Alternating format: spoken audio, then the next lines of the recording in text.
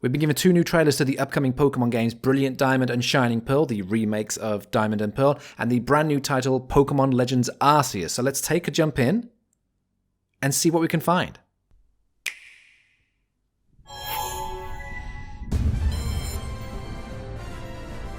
Alrighty, there's the music. Oh, nostalgia. Breaking news. Okay, a lot going on here, a lot going on. Right, Stunky, yes. Hello, Finian, we're back into it. Combi's out of the trees.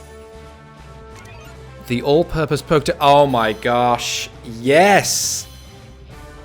It's the return of what we had on the DS. Pausing it there. Oh my gosh, that is something I was wondering about. The beauty of having the DS was that touchscreen and the amount of functions that you could have with it. I can't believe... it's making a comeback, so I must be guessing that you can play it on the Switch. You'll be able to touch it. And maybe I'm just thinking ahead. I'm just too excited. Brilliant. Hidden moves are back. That's cool. Okay, hidden moves. That's very much our defog. Haven't seen that for ages. Rock climb as well. It's so exciting to see these come back. Poffins. I remember making poffins, getting to mix them all up. It's kind of like the curry that you get in Sword and Shield, but because you get to interact with getting their cuteness and coolness up. 6 of your Pokemon. 6! Okay, that is brilliant. You're going to have your whole party following you around in the square. Oh my gosh, that is amazing. Cook alongside your Pokemon to make high-level Poffins. Amazing. Absolutely love it. Oh, there's so much going on. Okay. Listen to that Eterna Forest music. Isn't it absolutely beautiful? Hello, Cheryl. It's nice to see you here.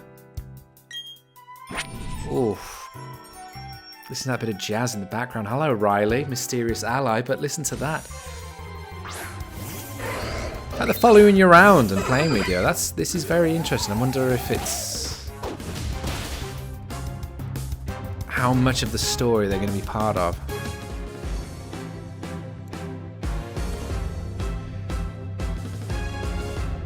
That gym music. Oh, it never grows old. It never grows old.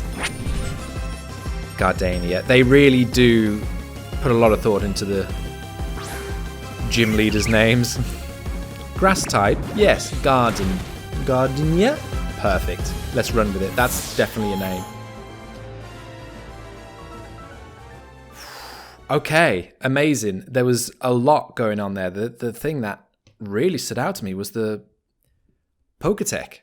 I'm so glad that's come back. That image of the counter in the corner, that has just brought back so many memories. Oh, that was one of my favorite things, was using the DS. And as I did see as well, the clock. I remember Pikachu's little face as time went on, and you could see that clock there. That's making a comeback as well. Being able to check on the health and status of your Pokemon. Also item finding as well. That was a huge thing, which is really good because you usually have the item finder and you just beep or buzz in whichever direction you're facing. This you could actually tap using like a radar sonar system. So I'm curious to know how that's going to be if the Switch is in the dock. I can understand it being like tucked away in the corner like that. Having it handheld, that's going to be really easy. Just had to grab my Switch. Yeah, that will be really easy because you've got it there and you just go boop, just straight in the corner like that. But if you're docked in, I'm just wondering how that's going to work. If you're looking at the screen and maybe it's like a sub menu or something, or perhaps one of these controllers, because as we've seen with Sword and Shield, you can basically play the whole game with just one controller. Perhaps the other controller controls the Pokétech. Yeah, maybe you'll just be able to go through with the one controller and interact with it with just the one movement and everything else with the other one. But I'm so glad that came back. That was something I was really hoping for and actually kind of missing when I saw all of the announcements. I was like, oh, that's something that's gone. I'm glad that the underground mining is back and all of these other features, but the Pokétech, that is something that's so nostalgic. That sort of green color as well, like the Pip-Boy from Fallout. It just, oh, absolutely loving it. And the fact hidden moves are back as well, that's absolutely brilliant. As you saw in Sun and Moon and Sword and Shield, a lot of the moves have just been truncated into poke taxis and things like this, using outside services so you don't have to actually take up one of the precious spaces on your Pokemon's list of moves in order to do it. As we can see with the moves shown, we've got Cut with a Bidoof, we've got Fly with a Staraptor, and then Surf and Rock Climb with a Bibarel. So actually, they've done the whole thing of Bidoof being a HM slave again. So maybe it's not going to be a generic, here are the HMs, choose, and then one of your Pokemon will just do it. You actually have to take up a space in that Pokemon's list of moves. Because as we've seen, what seems to have gone through the entire thing is that Bidoof that now learns 3 different HMs. So maybe it's going to make a comeback. And then that's just an ease of access rather than having to go into menu, click on the Pokemon, click on the move, and then use it. It's just straight away there. Fascinating.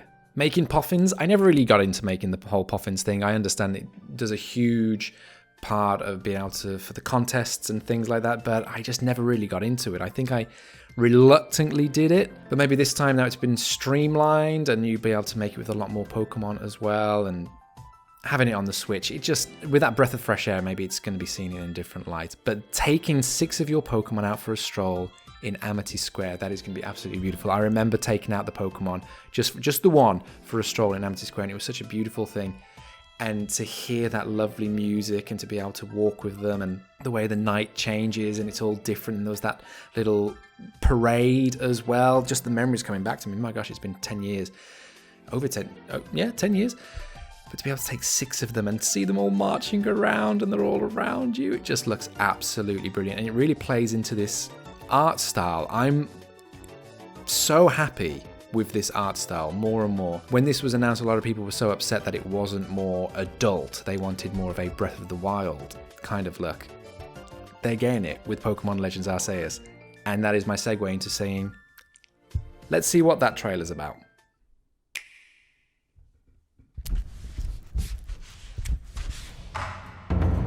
Oof, I just love the style of the whole thing. Look at those sweeping hills. Got some floats on Voizel. Whilst riding the Pokemon. Some Beautifly, some Drifloons. Basculegion. Okay, so you have the flute to summon the Wyrdeer, so you don't actually necessarily have to... you don't have to have captured your own. You can just call on the help. Look at that diving action from Bravery. The Wardens who protect special Pokemon. Warden Mai. So these must be sort of... yeah, these must be sort of de facto gym leaders of sorts. Warden Iscan.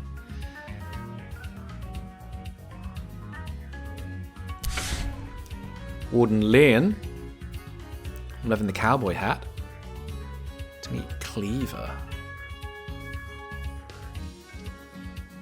Oh, look at those villages and the detail of the houses. Warden Arezu. Hello, Arezu. You galaxy people. See, I just love the fact that it's all tied in. This, of course, takes place in ancient Sinnoh. In the region of Hisui. I can't really say it. Jubilife. Oh my god, if that's not Breath of the Wild. And you're able to completely customize. Look at this. Oh, very dapper. Love it. Oh my gosh, the glasses. Absolutely amazing. And photography, you're kidding me. Look at all the poses. Look, oh my gosh. Look how happy Rowlet was. This looks more and more like Breath of the Wild every day. Frenzied Pokemon Nobles.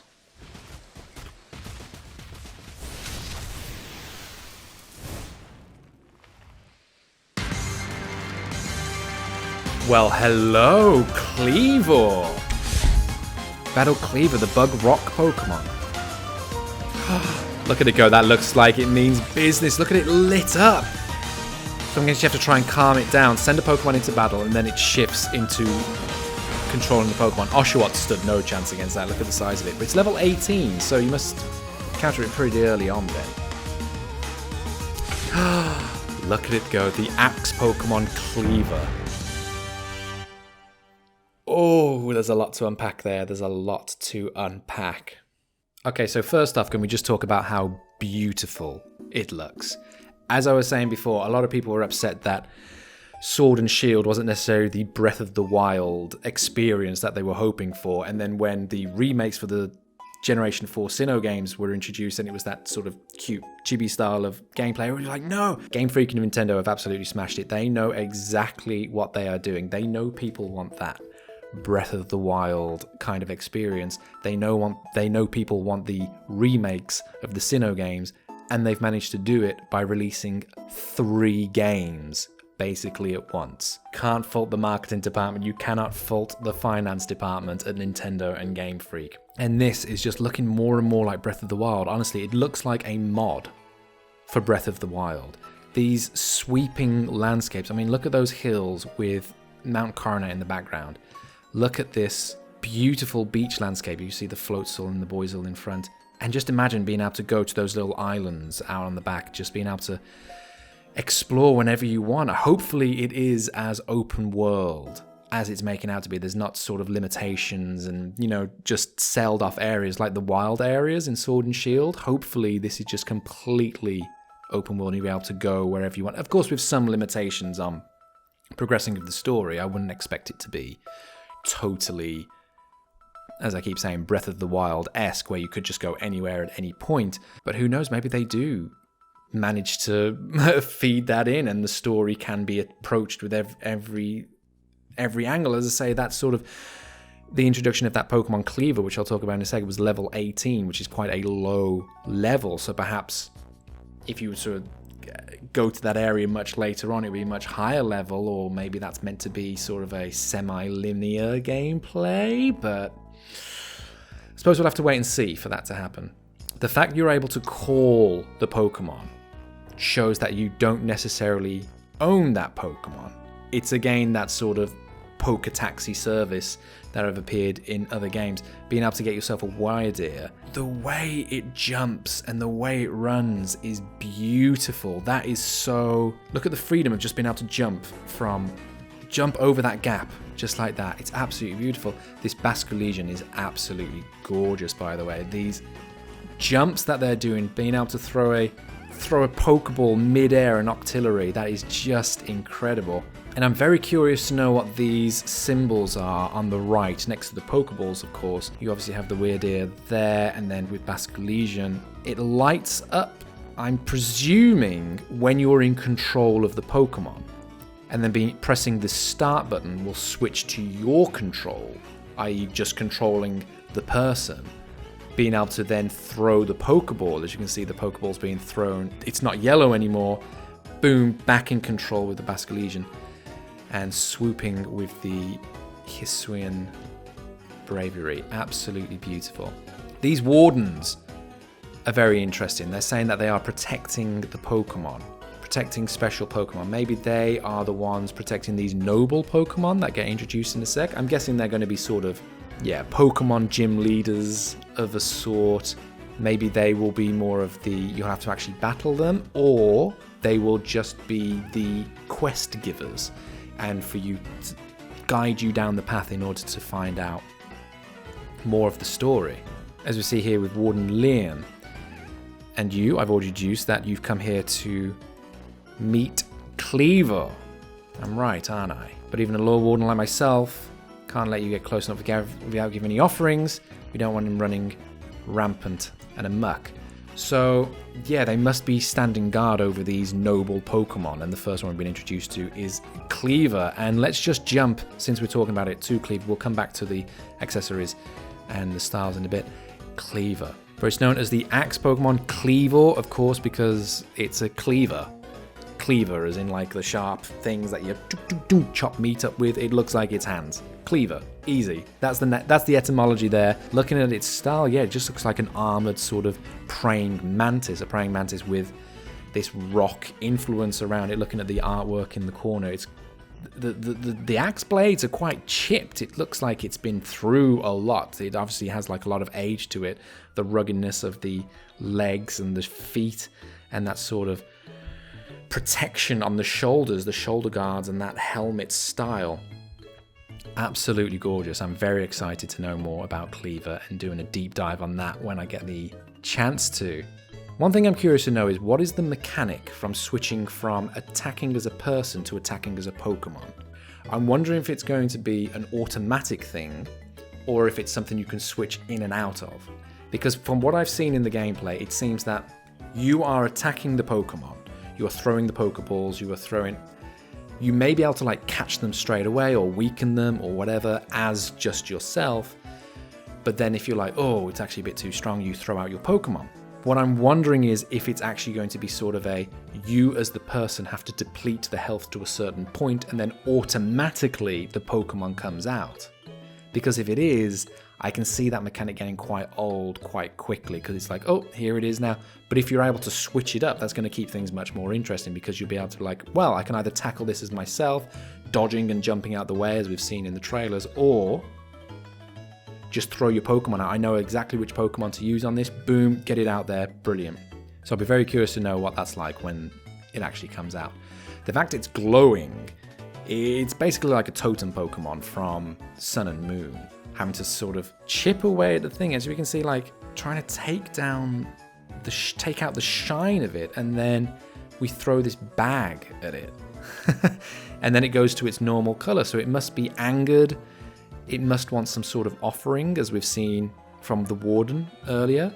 So maybe you've gone into its land. We can see that you walk past sort of a gate of sorts. Those markings are obviously Cleaver. You walk past this gate and you're in its territory. You manage to wear it down. The fact it has this health bar at the top, this is what I'm thinking, because this health bar with 4 notches, we see it deplete, clump, clump, clump, and then the Pokemon battle, it's your standard HP bar. So I'm wondering if it's actually you chip away and then automatically it's time for your Pokemon to go in. I'm wondering how that goes. I'm very excited to see about these noble Pokemon. I'm wondering if each of them will be, as I say, those totem Pokemon from Sun and Moon. And I'll be very curious to know if there's any more Pokemon they've kept up their sleeve. Evolutions of Pokemon we know and love. But looking at this here, like the Oranberry, the medicinal leek, to craft a potion, the fact we are crafting, this is as Breath of the Wild as we could get. People wanted a Breath of the Wild experience.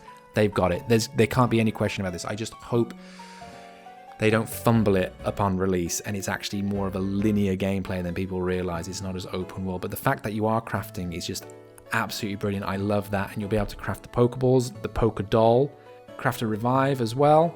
Brilliant. So it's going to be so good to be able to collect those things in the wild and be like, I need 4 more medicinal leeks. Better go out, steal them from a Farfetch'd.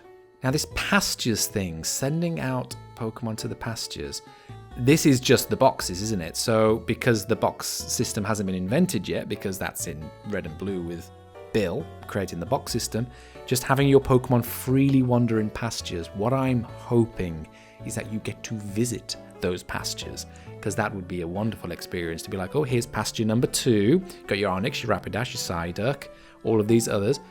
Let's just have a visit and look around. From behind the scene, it seems like your player is talking to what I'm guessing is a caretaker of the pastures, and you're like, yes, I'll take out my Drifblim now, thank you very much. And then Drifblim comes and I'll drop off my Pachirisu. There you go. Pastures, very clever. I like that a lot. And it ties into this whole world of sort of ancient lands so much better.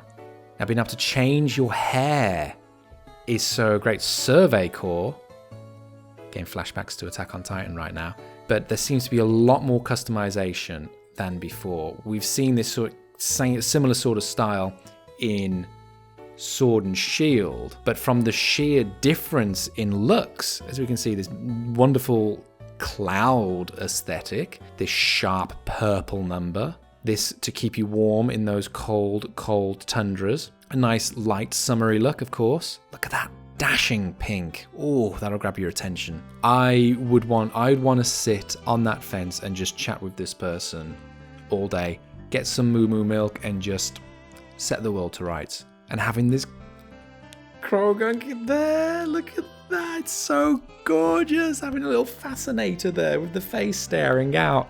I mean, that would scare the heck out of me, but I appreciate it on this. And now this photo booth as well. And you can change where your arms are, where you want to be. Look at this, look at my boy Growlithe there. Can't wait. I'm going to take so many photos with Growlithe. This gave me proper Breath of the Wild vibes. Climbing up this snowy hill and then Electivire attacking you. Look how tiny the Electabuzz are. That's what I'm so like, oh gosh. I always thought Electabuzz were so, it puts it into perspective. And you getting attacked and the edges of your screen going in, that's obviously you taking damage. The eye in the middle, that must be some sort of sneaking, that's obviously a sneaking mechanism you've been seeing. And the fact you can still call your Wyrdeer as well. Wyrdeer. Wyrdeer? I'm going to go with Wyrdeer. The fact you can call your Wyrdeer in the corner at any point seems a good way to get out of these situations. And there is your Lopunny hitting the tree, shaking it of berries in order for you to collect and craft, but boom, Combi leaps out. Very much the same as we've seen before when you're shaking the berries and then either a Combi, what else jumps out? An Apom, Squavit. Yeah, they all jump out. I can't wait for this. I'm so excited. The more I see both of these games, the more I'm excited for it. I think they've done such a clever job at doing both of these at the same time. You're appealing to those who want a younger kind of experience. The Diamond and Pearl remakes definitely cater to that. Having the younger audience who are coming into Pokemon now being able to play this, it seems very much toned down in the horror of the game. I always thought Diamond and Pearl were quite almost the darkest of the games. Well, Black and White was very dark as well, but the whole intergalactic, the universe is coming to an end, kind of thing. It's very heavy, and playing it as a kid, I remember going, whoa, this grew up very fast. Everything seems to be a bit toned down now, which is really good. Of course, it's going to bring back those players who want the Sinnoh remakes and be able to explore everything again. Putting in those harkbacks of nostalgia, such as the Poketech, is going to be such a great addition. But for those who want a bit more of an adult experience, this is where Pokemon Legends come in. This is going to cater for that, and I'm just so excited to be able to explore that world and to find out the story. Like, I'm just so curious to know if it is a linear experience, if it is just go anywhere you want. Like, you can see everything's surrounded the mountain, and whether you can just, there you go, boom, off you go. Or if it's going to guide you along the way, different areas open up as we go. That's going to be very exciting to see. But these new details, these new trailers, they filled me with a lot of joy and a lot of excitement, and hopefully you're excited too. So thank you so much for sticking around. This was just me watching it right now and picking out what I've seen. If there's anything else that I managed to do, I'll make another video. But yeah, all right. Please do like and comment, subscribe if you want. And check out my other videos as well. I'm talking about Pokemon in depth. I've done one on Score Bunny. There's one coming up soon, which I'm very excited to do. And also check out my shorts as well. They're usually about just under a minute long, and they're going into the design inspirations behind each Pokemon. So yes, my friends, look and watch you all. Catch you next time. Oh, just get on here now. Oh, can't wait. Can't wait.